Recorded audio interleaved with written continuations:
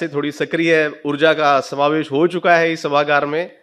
तो हम बताना चाहेंगे कि केंद्रीय भंडारण निगम 1957 में स्थापित हुआ था और जिस वर्ष इसकी स्थापना हुई थी तब से लेके आज तक इस निगम ने हमेशा लाभांश ही दिया है सरकार को। तो अपने पैरों पे खड़ा एक मजबूत स्तंभ है केंद्रीय भंडारण निगम, जो मैं कहूँगा लगभग हर भारतीय की जिंदगी को छूता है।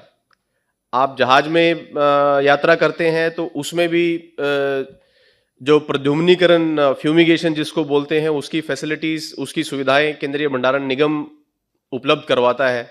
आप रेल में यात्रा करते हैं उसमें भी भारतीय रेलवे के साथ हमारा बहुत बड़ी साझेदारी है, जो पिछले 4-5 साल में रेलों के अंदर साफ सफाई की जो व्यवस्था सुदृढ़ हुई है उसमें मैं गौरव के साथ कह सकता हूं कि मेरी टीम का बहुत बड़ा भागीदारी है।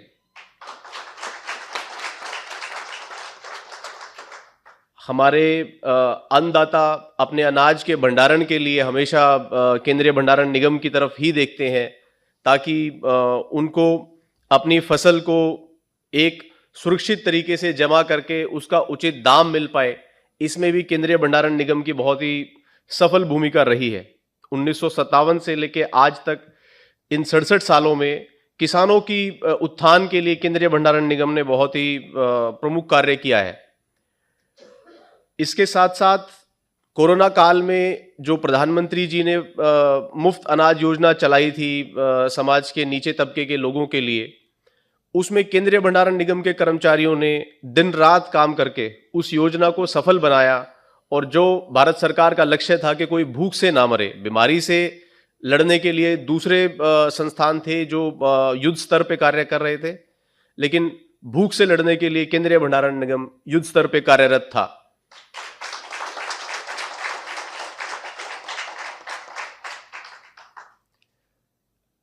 इसके अलावा जो भारत सरकार का एक बड़ा अहम उद्देश्य है कि लॉजिस्टिक्स की जो लागत है हमारे देश में, उन्नत देशों में जो 7 से 8% है वो हमारे देश में 14 से 15% थी।